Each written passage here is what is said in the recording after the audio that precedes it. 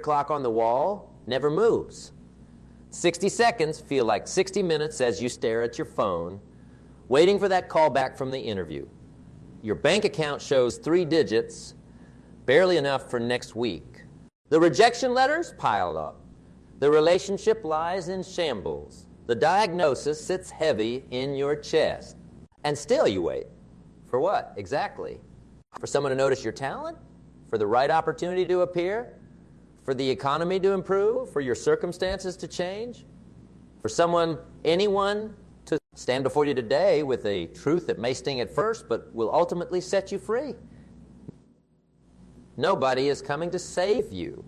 No hero is on their way. No miracle is being prepared behind the scenes.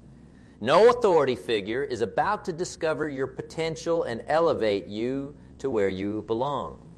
The cavalry isn't coming. The knight in shining armor isn't galloping toward your tower. The fairy godmother isn't preparing to wave her wand. And in this brutal truth lies your greatest liberation. Let me ask you something deeply personal. What have you been postponing until help arrives? What dreams have you placed on hold while waiting for the perfect conditions?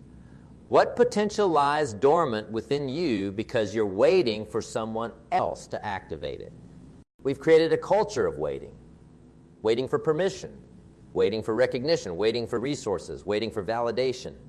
And in this waiting, we surrender the most precious resource we possess. Irreplaceable, non-renewable time. I met a woman who spent 20 years in a profession she despised because her parents had invested in her education. 20 years. 2 decades of her one precious life waiting for permission to pursue what truly ignited her spirit. When she finally gave herself that permission at age 45, she wept, not from joy, but from the realization of all she had sacrificed at the altar of others' expectations. The waiting is a prison we build ourselves.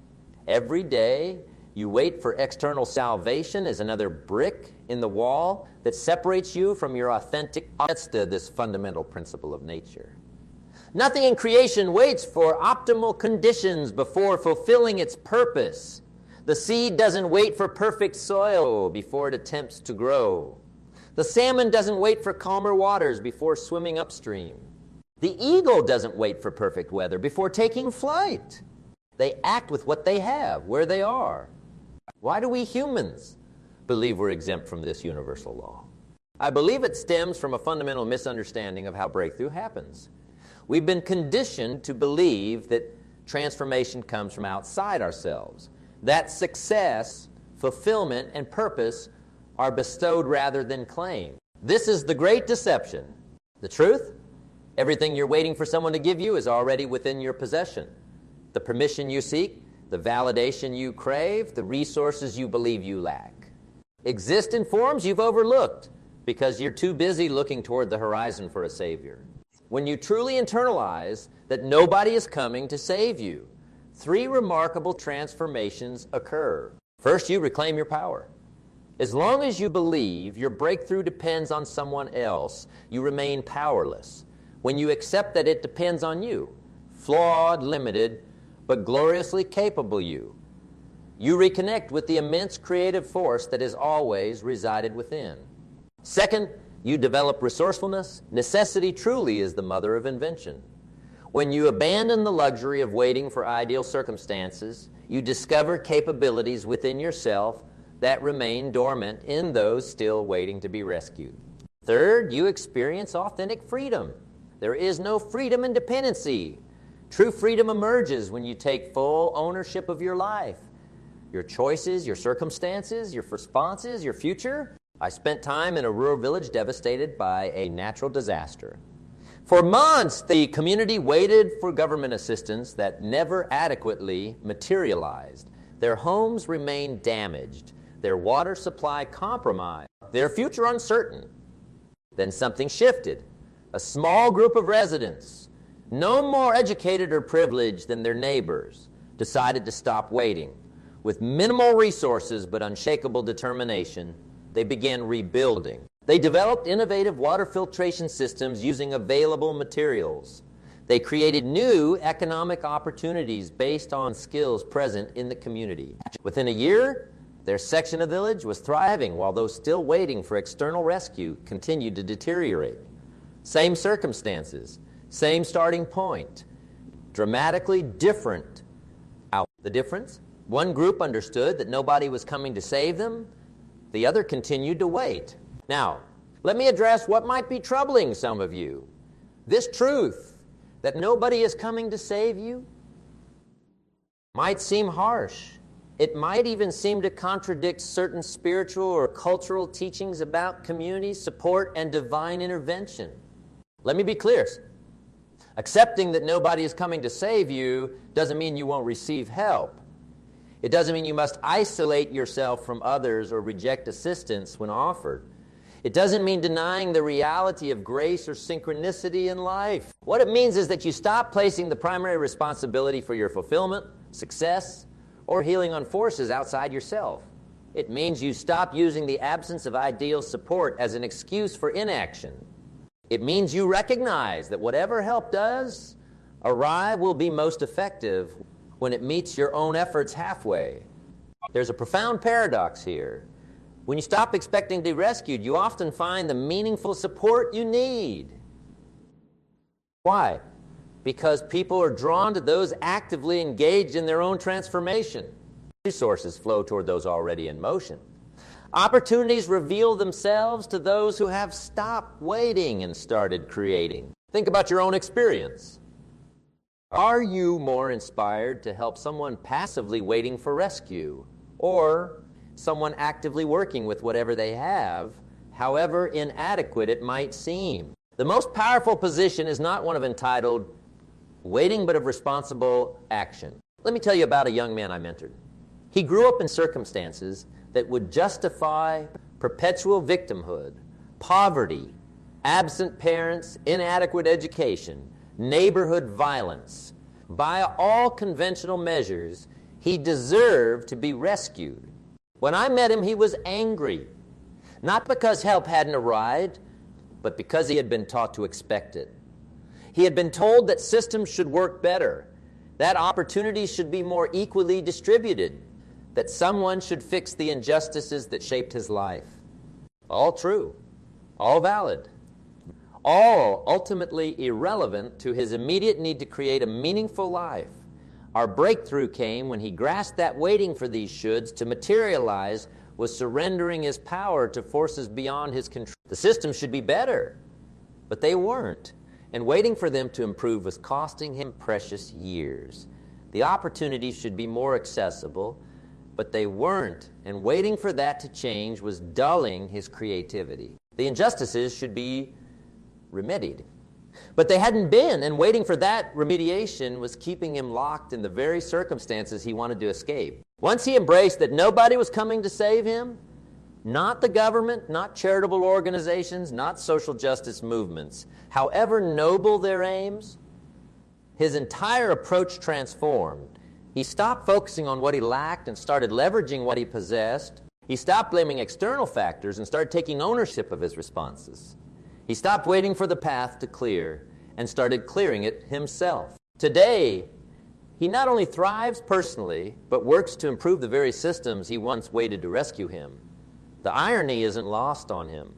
It was only by stopping his wait for systemic saviors that he gained the power to help become one for others. There's another dimension of the truth I'm sharing. When we individually stop waiting to be saved, we collectively become more capable of creating the conditions where fewer people feel the need for rescue in the first place. So what keeps us waiting? What prevents us from embracing the autonomous power that comes from accepting that nobody is coming to save us? Fear is the primary culprit. Fear of inadequacy, fear of failure, fear of responsibility. As long as we're waiting for rescue, we don't have to confront these fears. Waiting provides the perfect alibi for inaction. Then there's the comfort of blame.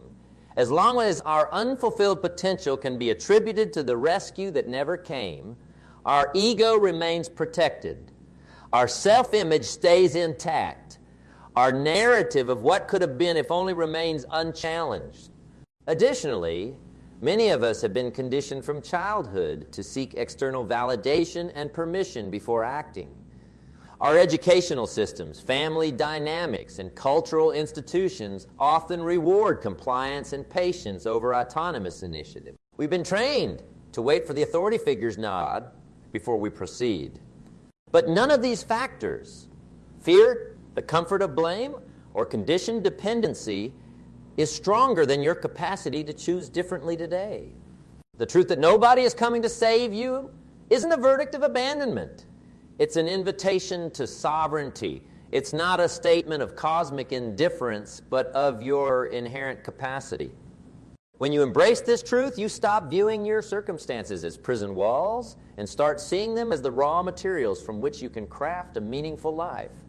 You stop experiencing your limitations as punishment and start recognizing them as the necessary resistance that builds strength. Most importantly, you stop deferring your life. You stop placing your dreams, ambitions, healing, and growth on hold while waiting for conditions that may never materialize. You start living fully, purposefully, powerfully now with whatever you have, wherever you are. I want you to consider something that might initially seem unrelated, but reveals a profound truth about human potential.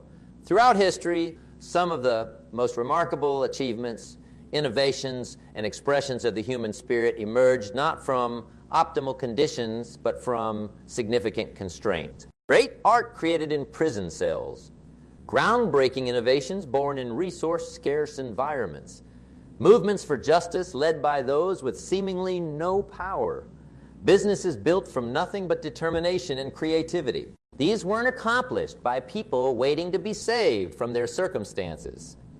They were accomplished by people who understood that the circumstances themselves, however challenging, however unfair, contained within them the seeds of possibility. What constraints are you facing right now? What limitations have you been viewing as reasons to wait rather than invitations to create? What if? Just consider the possibility. These very constraints could become the catalyst for your greatest contribution. I'm not romanticizing hardship. I'm not suggesting that injustice, inequality, or suffering are somehow beneficial. What I'm suggesting is that waiting for these conditions to change before you fully engage with your life and purpose ensures only one outcome: a life partially lived. So I ask you today, what would change if you completely abandoned the belief that someone or something external holds the key to your next level? What actions would you take if you fully embraced that while circumstances may limit your options, they never eliminate your agency? What would you attempt if you stopped waiting for permission and started granting it to yourself? What dreams would you pursue if you released the need for perfect conditions? These aren't rhetorical questions.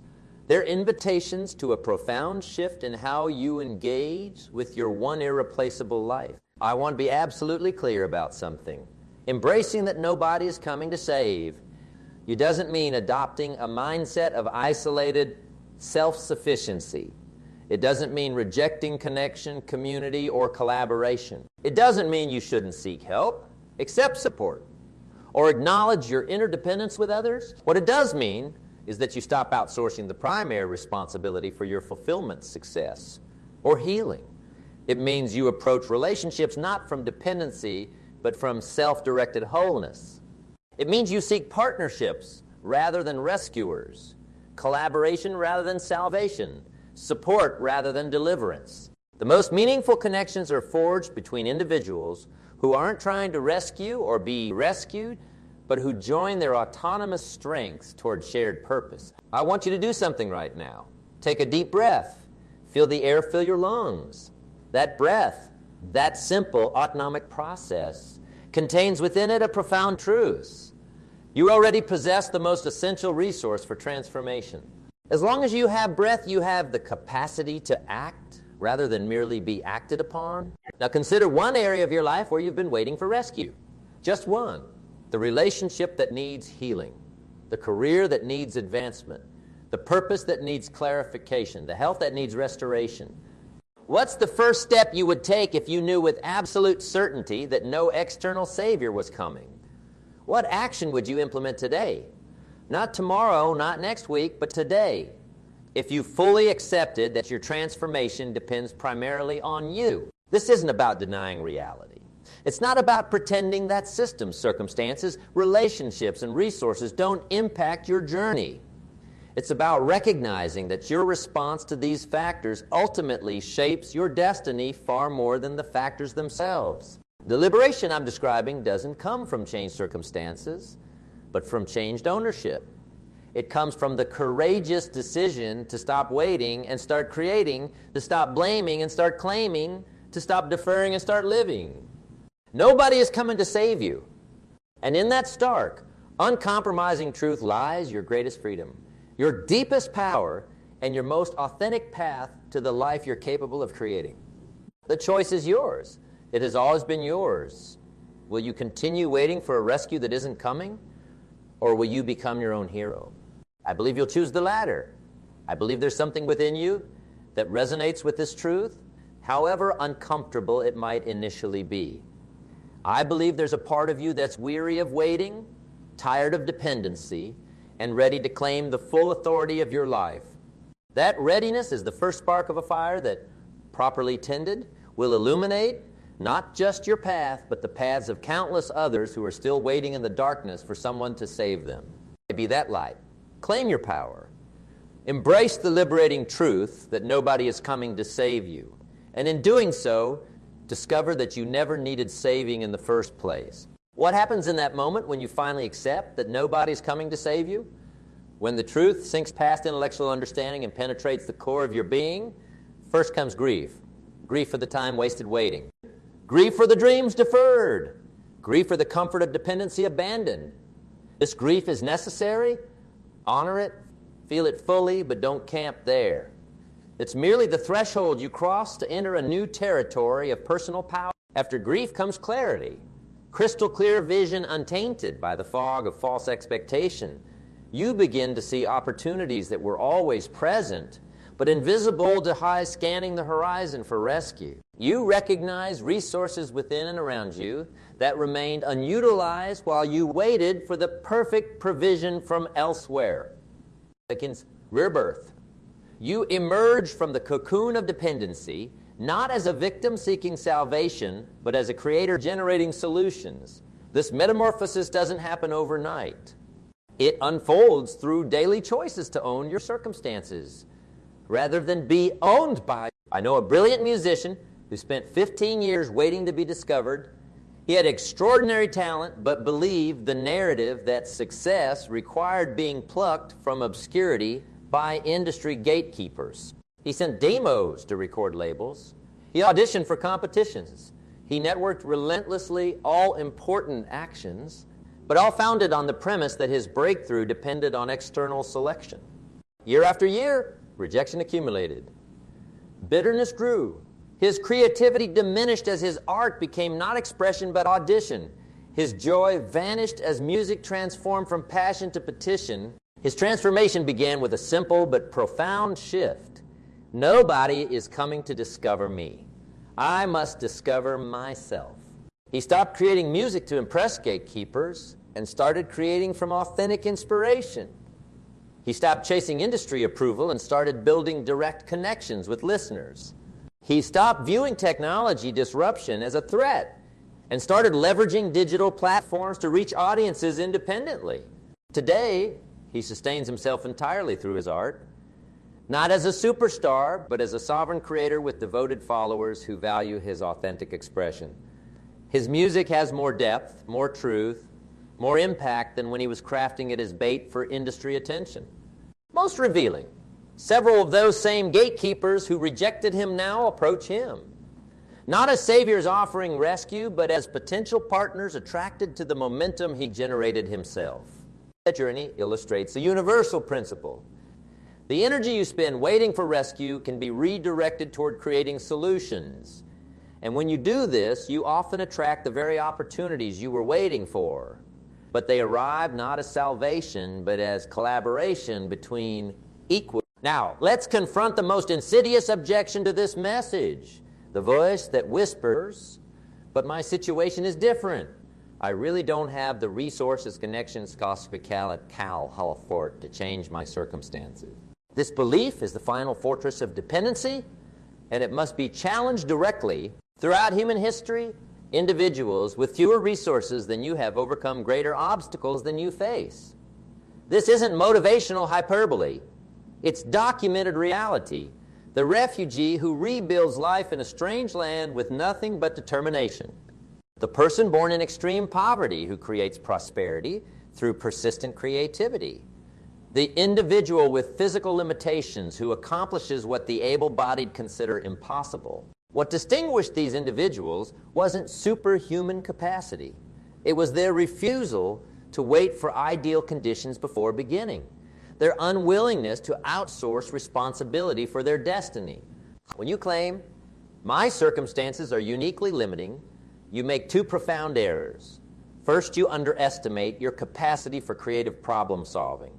Second, you overestimate the importance of external factors relative to internal response. I'm not suggesting your challenges aren't real. They are. I'm not claiming your limitations don't exist. They do. I'm stating that within those very real constraints exists space for meaningful action and creation that remains unexplored as long as you're waiting for rescue. Consider the remarkable story of a community facing water scarcity in an arid region. For generations, they petitioned authorities for infrastructure development. Some assistance came, but never enough. Their existence centered around the narrative of deprivation and the need for external salvation. Then one elder began studying the traditional water harvesting techniques their ancestors had used centuries before.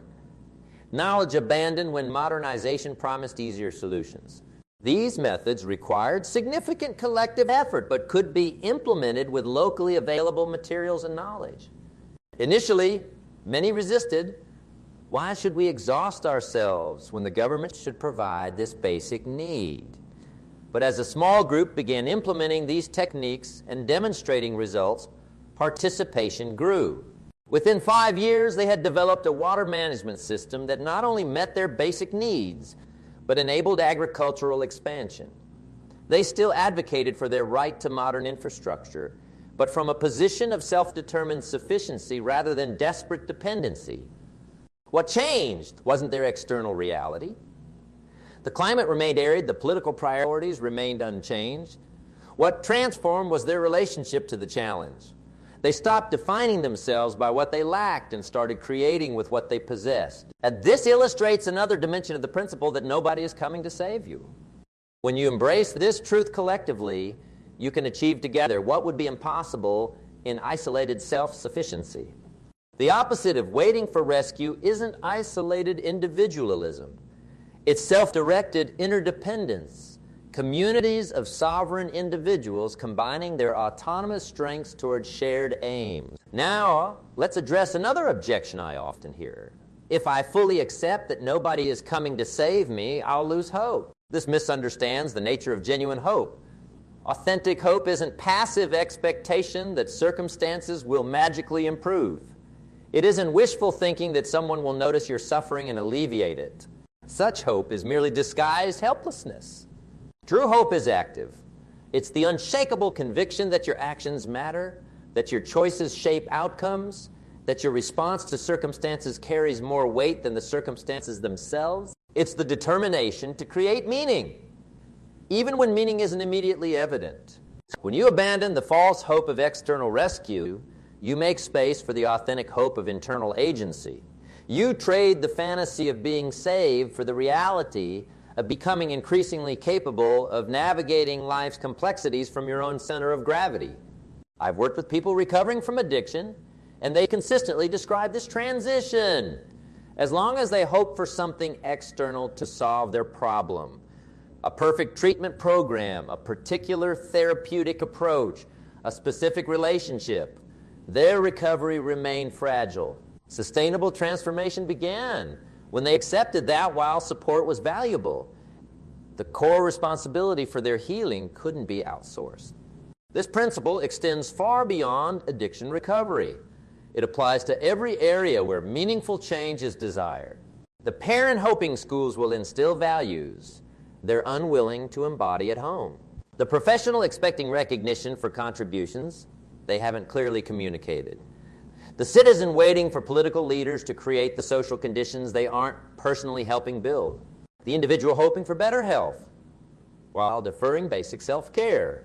In each case, outsourced responsibility creates the illusion of virtuous waiting while actually perpetuating the very conditions one hopes to transcend. Let me be absolutely clear. This message isn't about blaming victims of genuinely oppressive circumstances. It isn't about denying systemic injustice or structural inequality. It isn't about minimizing the very real advantages some possess and others don't. It's about recognizing that waiting for these realities to change before you claim your power ensures only one outcome: a life suspended in perpetual deferment. You can acknowledge injustice while refusing to grant it authority over your response. You can recognize inequality while declining to make it the determining factor in your story. You can name your legitimate disadvantages while simultaneously leveraging your unique strengths. This is the paradoxical power of accepting that nobody is coming to save you.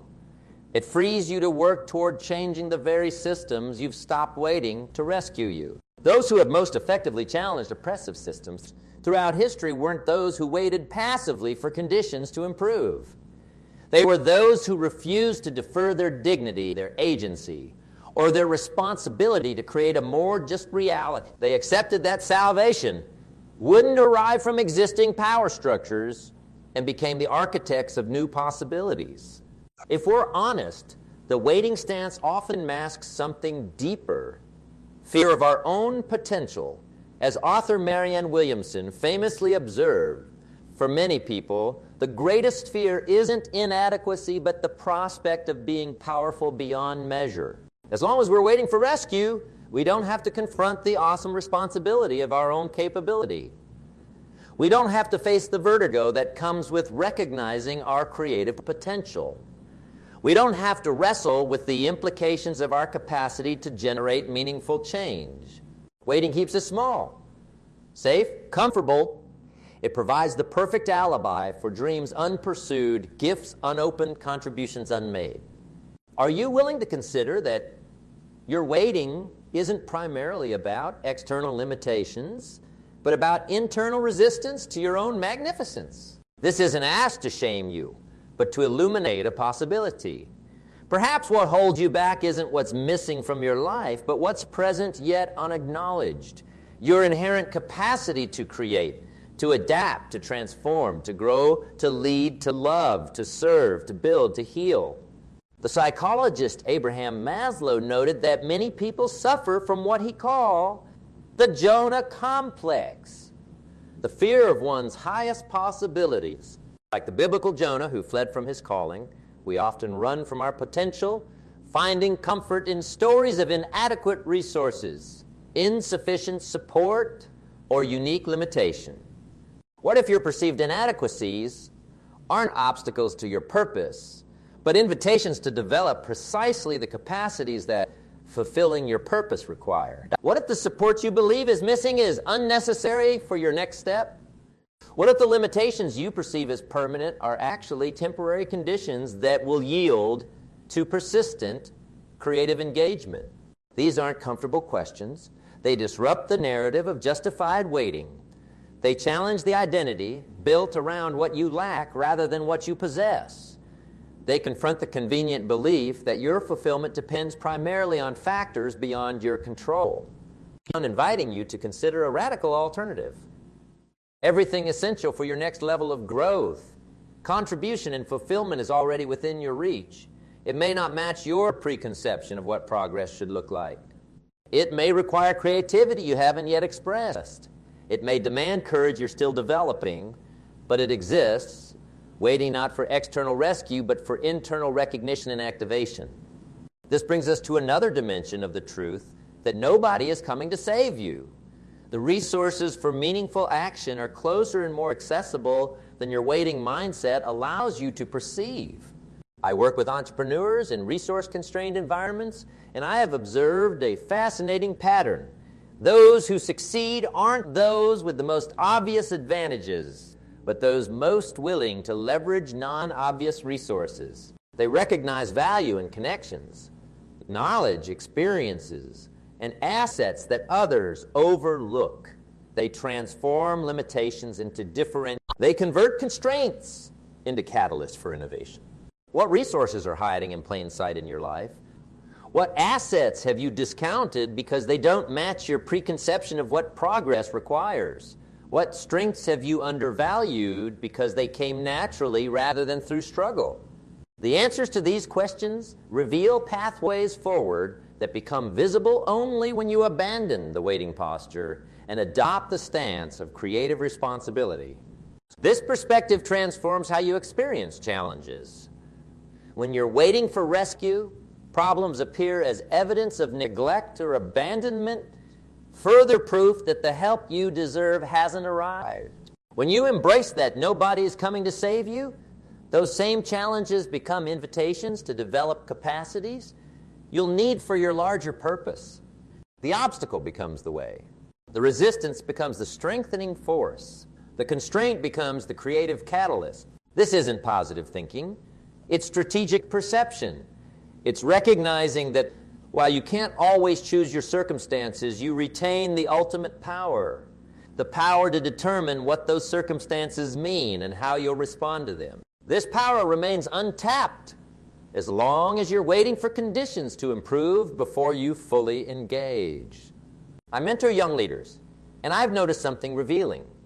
Those who make the most significant impact aren't those with perfect preparation or ideal support systems. They're those willing to begin with whatever they have, wherever they are, however inadequate it might initially seem. They understand intuitively what author Stephen Pressfield articulates. Start before you're ready. They recognize that waiting for perfect readiness ensures only one outcome, never starting at all. What project purpose or passion are you postponing until conditions improve? What contribution are you deferring until you feel fully prepared? What difference are you waiting to make until external factors align?